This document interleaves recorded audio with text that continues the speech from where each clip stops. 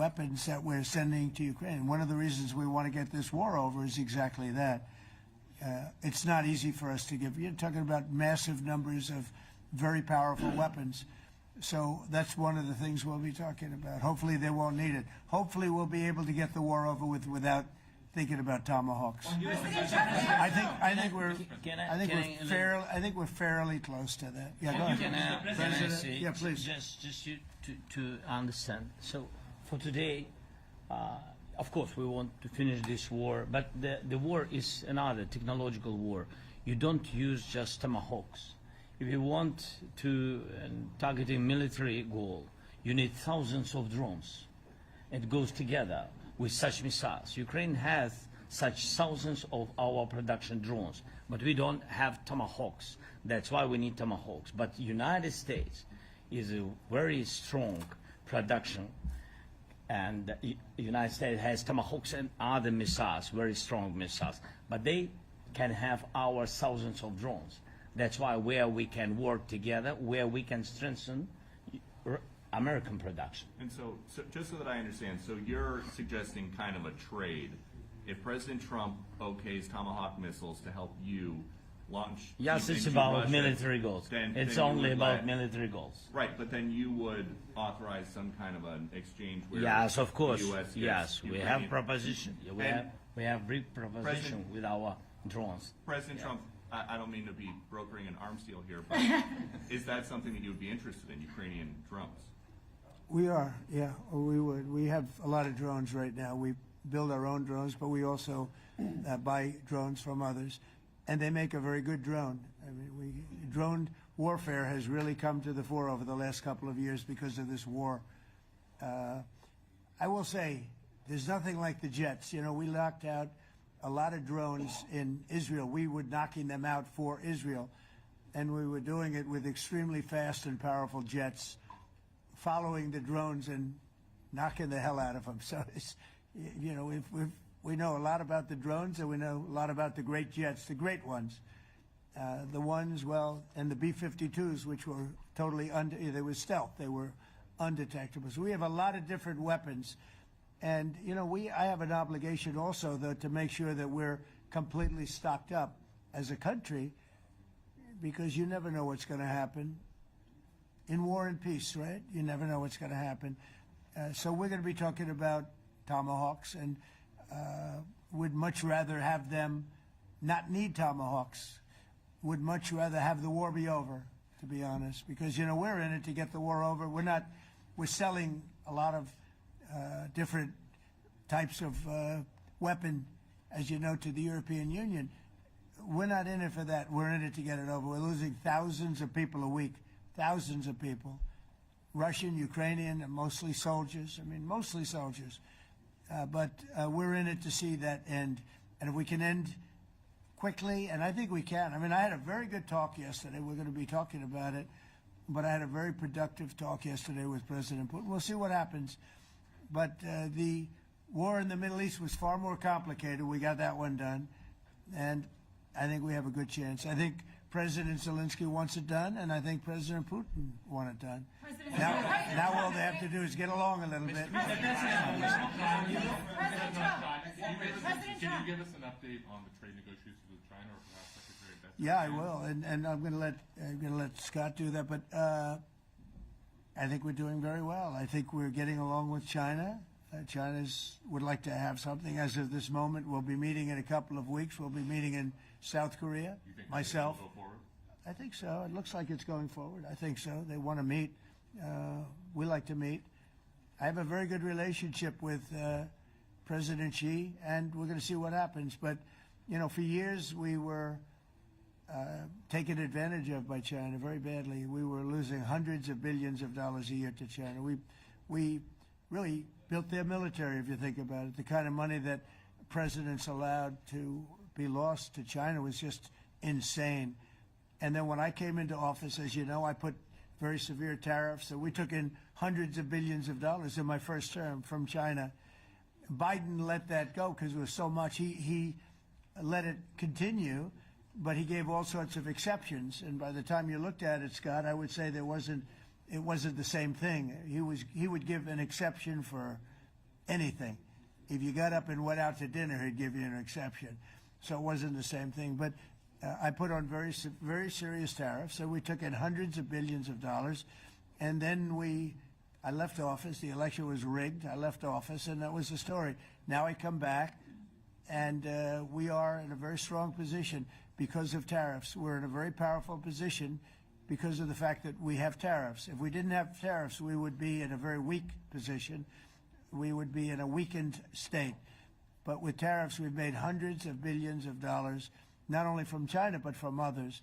And China wants to talk, and we like talking to China. So we have a very good relationship, and we're going to be meeting in South Korea a couple of weeks. And I just got back from a long trip. I'm going on another long trip. And Scott, you want to say a few words on that, please? Yes, sir. So the entire relationship stems from the great respect that the two leaders have for each other.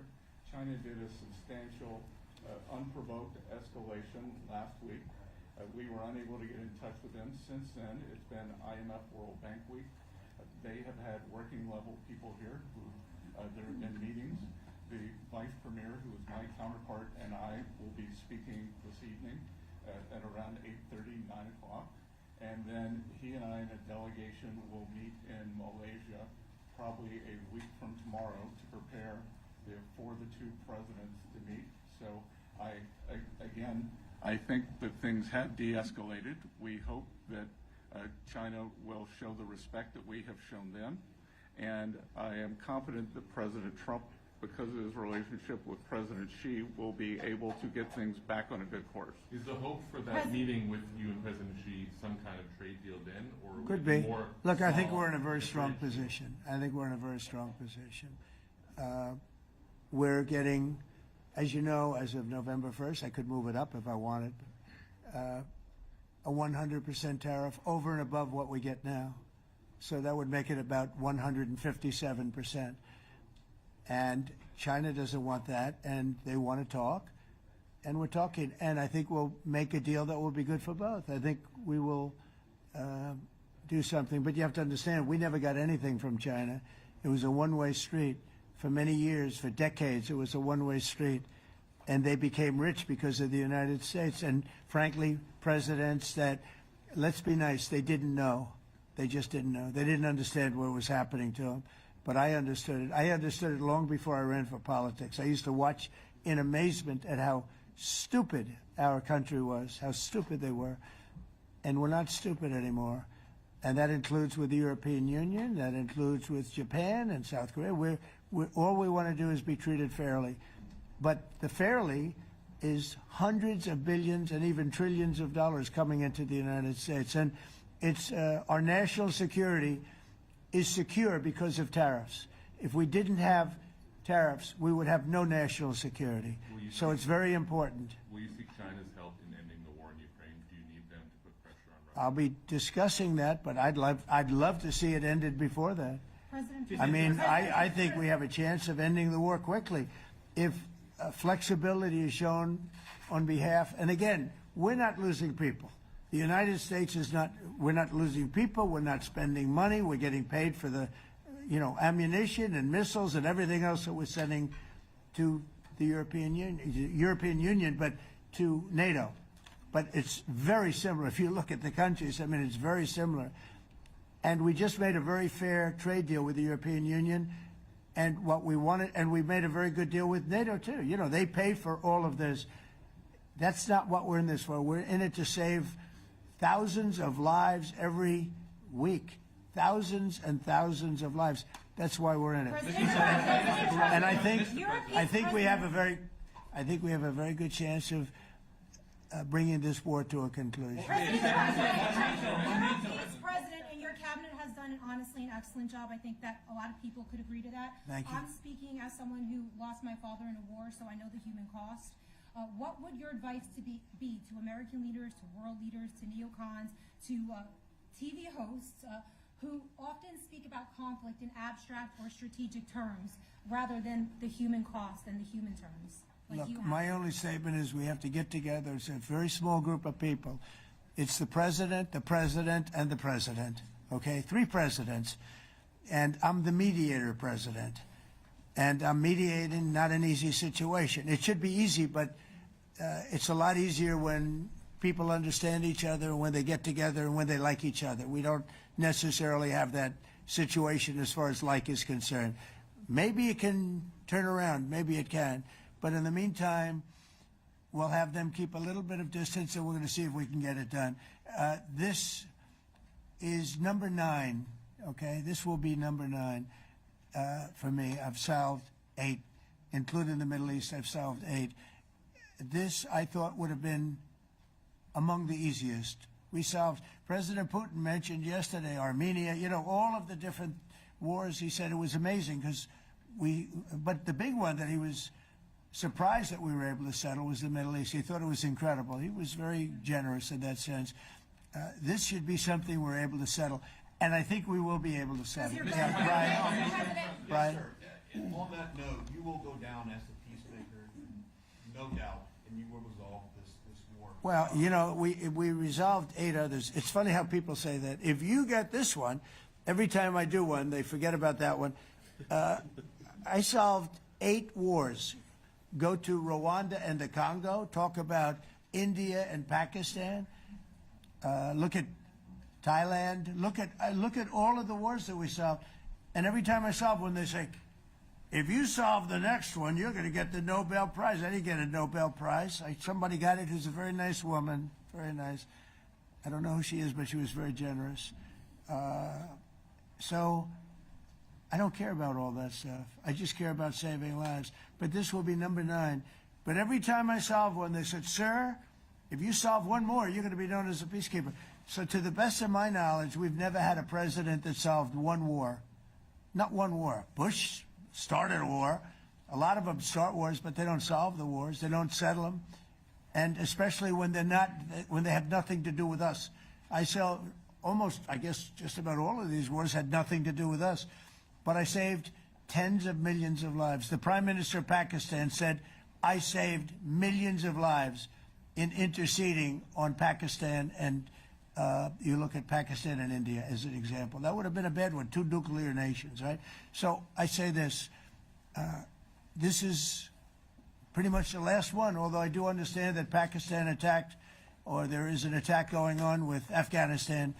That's an easy one for me to solve if I have to solve it. In the meantime, I have to run the USA, but I love solving wars. You know why? I like stopping people from being killed, and I've saved millions and millions of lives, and I think we're going to have success with this war. Wait, please. This, President Zelensky, this is your 3rd time over here. Oh. And by the way, you look excellent. Thank you, sir. Thank you. For you, by the way. This is your 3rd time here. How different sitting across from the president is this time versus the 2 previous times here at the White House, and how confident are you hearing the success rate of solving these prior wars that he can get this war solved? First of all, about suit.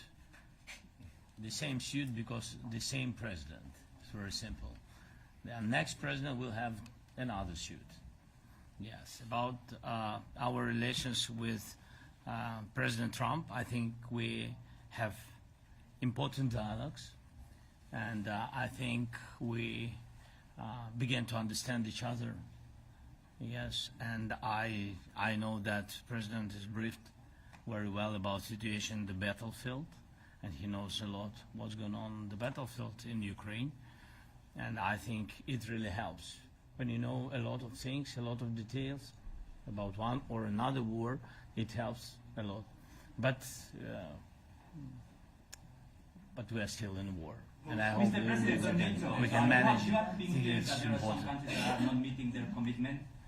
You pointed out Spain. They said that it's impossible. No, Spain has not come through. No, Spain has not been loyal to NATO. Spain has been, they're the only one. Everyone went up to, as you know, I mean, you were at 2% and they all went up to 5%, but Spain disagreed with that. I think Spain should be reprimanded for that. I think it's very bad that they did that, but that's up to them. That's up to NATO and Spain. They cannot be expelled from NATO. Can they or not? They cannot, according to the treaty, but they also claim that they are protected by the European Union umbrella for trade. Well, the other people, many of the other countries are in the European Union too. They're not complaining, right? President Zelensky tell you that Putin is serious. That's interesting. Mr. They're President, protected. Yeah, please go ahead. Thank you, Mr. President. Do you think you can carry the momentum from the Middle East deal over to this deal? And if I do. So, how does that move the needle? Yeah, I do. I think we carry a lot of momentum, a lot of credibility. Getting Middle East done was very important. Nobody thought it could be done. That was one nobody thought could be done, and we got it done. And a lot of that was the big hit that we put on Iran with respect to the nuclear. They took that was an unbelievable military maneuver, the B-2s, and many other planes involved, by the way, but the B-2s. Yeah, I think nobody expected that to happen. And, you know, we had 59 countries involved, and these were countries very diverse. You had Arab, Muslim, Jewish, you had every country, Christian, you had every country, and many countries involved, and we got that done. And we got it done pretty swiftly after we set the table properly. We had to set the table properly. This should be one that we get done. And I think the table is set properly here now, too. And it'll be a great honor. It'll be a great honor to get it done. And the Ukrainian people are great, and the Russian people are great. And obviously they have much in common, as we understand. They have a lot in common. So it'll be a great honor to get it done. Yeah. On Venezuela, there are survivors from your latest boat strike. What happens to those survivors? Well, I'll ask Marco to discuss that possibly. Yeah, it's well known there's an ongoing narco-terrorist operation the United States has been conducting. As far as details of any recent strikes, we're not prepared here to announce all those details, but you'll get that information here very shortly. And how are there survivors when these are meant to be lethal attacks? Yeah, again, I mean, we're undertaking these operations against narco-terrorists. That's what these are. These are terrorists. Let's be clear. And but as far as the details of any recent operations, when we are prepared to announce those, we will, as the president has consistently done. So you may get something on that later today. Let me ask you, that was in a submarine, right? We attacked a submarine, and that was a drug-carrying submarine built specifically for the transportation of massive amounts of drugs. Just so you understand, this was not an innocent group of people. I don't know too many people that have submarines, and that was an attack on a drug-carrying, loaded-up submarine. Yeah. On Putin, is it your belief, as Mr. Zelensky said yesterday, that the threat of tomahawks and costs, as Secretary Hicks put it, is that bringing him to the table, the fact that it's kind of a carrot and stick? I don't know what's bringing him to I think he wants to make a deal, that's all. I can't tell you what's bringing him. Sure, that's the threat of that is good, but the threat of that is always there. Tomahawks are very dangerous weapons. They're incredible weapons.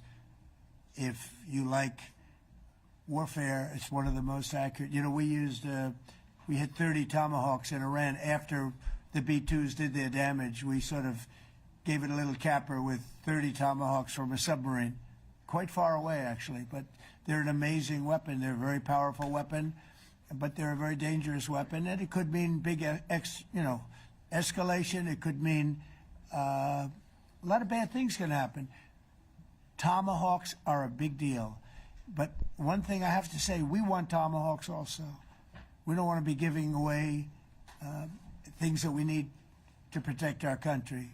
We have a very strong country right now. We have a strong military. We have the greatest military in the world. We have the greatest weapons in the world. I want to get this war over. Okay? Putin-Trump tunnel to connect Russia and Alaska. Are you interested? I just heard about it. A tunnel from Russia to Alaska. I just heard about that one. That's an interesting one. We'll have to think about that. I hadn't heard that. We just did a nice road in Alaska that's going to get us to a lot of minerals, and we have a piece of it, a good piece of the ownership because of the fact we made it possible. But this came up yesterday, a tunnel from Russia to Alaska. That's an interesting. What do you think of that, Mr. President? Do you have any ideas? How do you like that idea? I'm not happy with this. I don't think you're going to like it. I don't think he liked it. I don't think he liked it. President Trump, do you think that Vladimir Putin, do you think that Putin is your gut instinct? Well, we had a senator that wanted, remember, from Hawaii, she wanted a tunnel from the mainland to Hawaii. Then she said, well, we can't do that, so we're going to build a railroad to Hawaii. Do you remember? She's a current sitting senator, a Democrat.